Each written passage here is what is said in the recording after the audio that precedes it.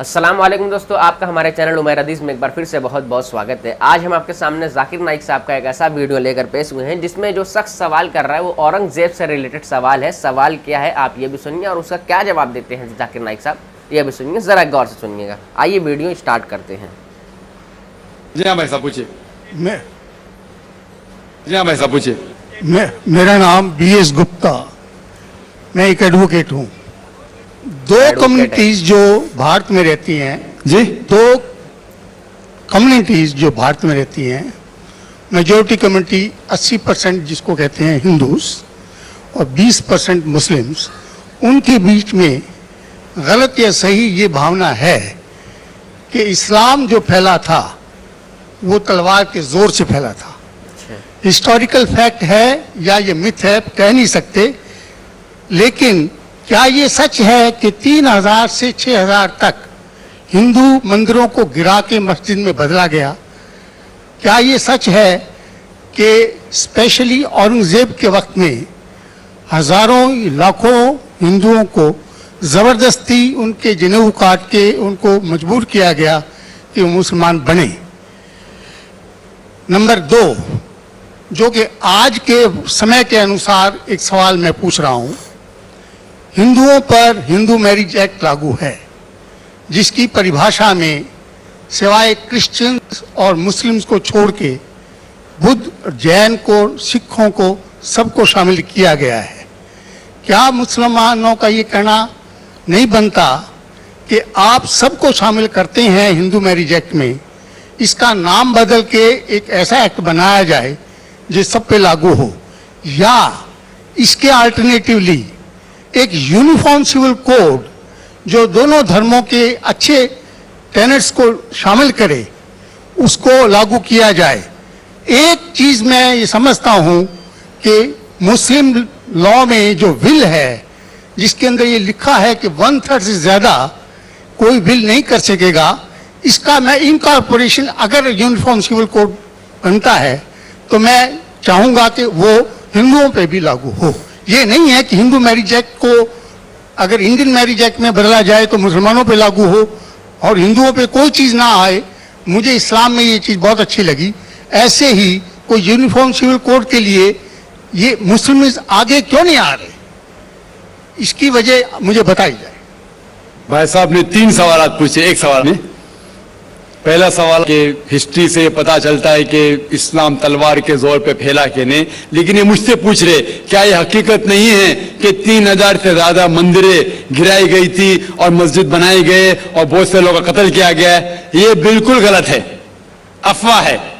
ये मैं कह सकता हूं कि कुछ मंदिरें शायद गिराई गई होंगी, इससे मैंने कहा एक भी मंदिर नहीं। जैसे अभी ज्ञानवापी मस्जिद को लेकर, वाराणसी ज्ञानवापी मस्जिद को लेकर यही बात कही जा रही है। देखते हैं क्या जवाब देता है। गिराई गई हो सकता है कि कुछ मुसलमान अपने आप को जो मुसलमान कहते हैं, अपने आप को जो मुसलमान कहते हैं, उनने आके कुछ मंदिरों को गिराया होगा और मस्जिद बनाया होगा, हो सकता है। लेकिन यह कहना कि 3000 से 6000 मंदिर गिराए गए, यह बिल्कुल अफवाह है, बिल्कुल गलत है, बेबुनियाद है, बिल्कुल बेबुनियाद है। कुछ मुसलमान राजाओं ने गलत काम किए होंगे, उससे आप इस्लाम को दोषी नहीं ठहरा सकते। अगर हिटलर ने 60 लाख यहूदी को जिंदा जलाया तो मैं कह सकता हूं कि क्रिश्चियनिटी खराब है? बिल्कुल बेबुनियाद है। वो हिटलर ने किया, बाइबल में तो ही लिखा है जलाना चाहिए। इसी तरीके से ये खाली अफवाह है। कुछ मंदिरों को शायद गिराया गया होगा, मैं ये नहीं कहता कि नहीं गिराया गया, लेकिन उसको छोटी चीज को लेके उछाला जाता है मीडिया में और किताबें लिखी जाती है। आप देखो टीपू सुल्तान के खिलाफ आ गए। आज भी आप जाएंगे मैसूर के अंदर, उसके आजू बाजू आप देखेंगे तो टीपू सुल्तान के जो आंगन के अंदर है उसके अंदर मंदिर है। अगर आप ये कहते सच है कि 3000 से 6000 मंदिर को गिराया गया था तो आप कैसे जिंदा बचे? आप कह रहे थे कि हजारों लोगों को कत्ल किया गया, आप कैसे जिंदा बचे? आप जिंदा बचे ये शहादत दे रहा है कि मुसलमान तलवार के जोर पे नहीं फैला। अगर ये सच होता था, आपने कहा हजारों लोग का कत्ल किया, कुछ लोग का शायद कत्ल किया। देखो हर मजहब में there are black ships in every community. कुछ लोग हर मजहब में खराब निकलते हैं, वो मजहब की गलती नहीं, वो मजहब के मानने वाले की। क्रिश्चियन में आपको कुछ खराब लोग मिलेंगे, मुसलमान में मिलेंगे, हिंदू में मिलेंगे। अभी आप देखेंगे हिंदुस्तान के मुसलमान कुछ लोग ड्रग में डील करते, ड्रग में धंधा करते। ड्रग तो हराम है इस्लाम में, करते, तो उनको दोष देना चाहिए, इस्लाम को नहीं। इसी तरीके से आप जो कह रहे हजारों लोगों का कत्ल किया, ये बिल्कुल बेबुनियाद चीज है। कुछ लोग का शायद किया होगा, और ये ही सबूत है। मैंने मेरी तकरीर में कहा कि 80% से ज्यादा गैर मुस्लिम हिंदुस्तान में हैं। ये शहादत दे रहे हैं कि इस्लाम तलवार के जोर पे नहीं फैला। आप लोग को क्यों छोड़ा उन लोग ने? आप उनके रिश्तेदार तो नहीं थे ना, आपको क्यों छोड़ा? कत्ल किया तो 80% ज्यादा 800 मिलियन 80 करोड़ गैर मुस्लिम को छोड़ा क्यों उनने? क्यों छोड़ा? अगर दमी था हुकूमत की 1000 साल सब लोग को मुस्लिम बनाते थे। इससे यह जाहिर होता है कि इस्लाम तलवार के बलबूते पे नहीं फैला। कई लोग, कई गैर मुस्लिम इस्लाम से मुतासिर होके उन्होंने इस्लाम कबूल किया। तो यह कहना बिल्कुल गलत है। आपका दूसरा सवाल कि हमें क्या करना चाहिए? ये अलहदा लॉ नहीं होना चाहिए, सब एक ही कॉमन सिविल कोड होना चाहिए, और सब मजहब की अच्छी चीजें लेके कॉमन सिविल कोड करना चाहिए। मैं आपके बिल्कुल साथ हूं, बाकी मुसलमान शायद आपके खिलाफ होंगे, मैं आपके साथ हूं। क्यों मैं साथ हूं आपके? पहला चीज, हम मुसलमान अगर दिगर मजहब के बारे में जानेंगे, कभी कॉमन सिविल कोड की बात आती सबसे ज्यादा नारा मुसलमान गलत है। यह मुमकिन ही नहीं है, क्योंकि हिंदुस्तान में हिंदू मजहब के कितने फिरके हैं, यह मुमकिन ही नहीं है। मुसलमान तो सिर्फ 20% या 80% या 75% जो हिंदू लोग हैं उसमें ही मुमकिन नहीं है। ये कॉमन सिविल कोड हिंदू लोग ही इसको फॉलो नहीं कर सकते। हिंदू मजहब में कितने मुख्तलिफ ग्रोह है। एक कहता है कि बेटी को जाना चाहिए, एक कहता है बेटे को जाना जायदाद, एक कहता है कि जितनी खेती है वो नहीं जा सकती बेटी को, दूसरा ग्रोह कहता है, कितने मुख्तलिफ ग्रोह है, हजारों। यह मुमकिन ही नहीं है पास होना, मुमकिन ही नहीं। मैं कहता हूं यह अफसोस की बात है कि हम मुसलमान जानते ही नहीं, हमको आवाज करने की जरूरत ही नहीं है। ये खाली हमें छेड़ रहे हैं। क्या कर रहे? छेड़ रहे हैं और हम उकसा जाते। Point number 1। पॉइंट नंबर 2, मान लो आप लोग कबूल करते हैं कि कॉमन सिविल कोड होना चाहिए। आपने क्या कहा कि सारे धर्मों की अच्छी बात को लेना चाहिए। बिल्कुल सही। मेरा पहला सवाल, आप इस्लाम में एक चीज बताओ जो इंसानियत के खिलाफ है, तो हम निकाल देंगे उसको।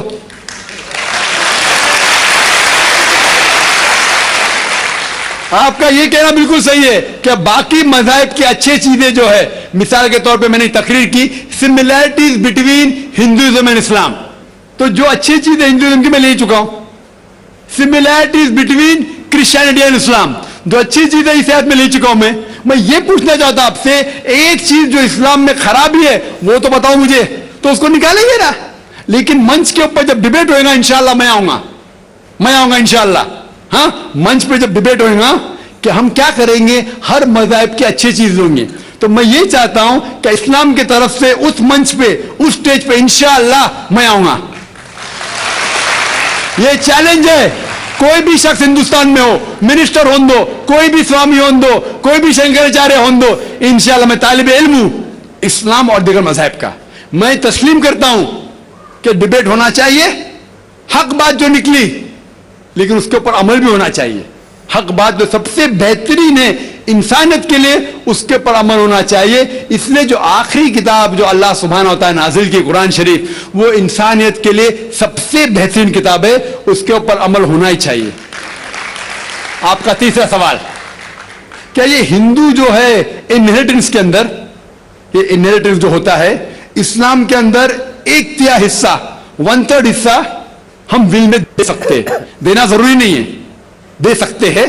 इस्लाम के जो विल के अंदर जो आता है इनहेरिटेंस, वो कुरान की आयत है सूरह निसा की सूरह नंबर 4 आयत नंबर 11, 12 और 176। उसमें कहा गया है कि जो भी आपकी जायदाद है, अल्लाह सुब्हानहू व तआला कह चुका है कि आपके बेटे को बेटियों से डबल मिलेगा। आगे लिखा गया है आपके वालिदैन को 1/6 मिलेगा। सिर्फ अगर बच्चे हैं तो वालिद वालदा को दोनों को 1/6, अगर बच्चे नहीं है तो वालदा का 1/3। आगे बढ़ती आयत नंबर 12 पे लिखा है कि आपकी बीवियां जो आपके लिए छोड़ेंगी, अगर बच्चे नहीं आपको आधा मिलेगा, बच्चे हैं तो 1/4 मिलेगा। आप जो आपके बीवियां के लिए छोड़ते हैं, बच्चे नहीं तो उनको मिलेगा 1/4, 1/4, बच्चे हैं तो 1/8, 1/8। ये डिफिकल्ट है, याद रखना, आप जाके रेफरेंस देख सकते हैं, सूरह निसा सूरह नंबर 4 आयत नंबर 11 से 12। और इसके बाद अगर आप किसको विल करना चाहते हैं अपनी जायदाद, मैक्सिमम 1/3, लेकिन ये विल जो करेंगे आप, ये इन लोगों में से नहीं होना चाहिए। आप नहीं कह सकते कि मैं मेरे बेटे से ज्यादा मोहब्बत करता हूं, बड़े बेटे से, इसलिए उसको ज्यादा दूंगा, ये बिल्कुल गलत है। लेकिन जो ये दायरे में नहीं आते हैं इनहेरिटेंस के, उनको आप 1/3 हिस्सा दे सकते हैं। आप कहते हैं आपको ये चीज बहुत पसंद है, आप भी करना चाहते हैं, आपको कौन रोक रहा है?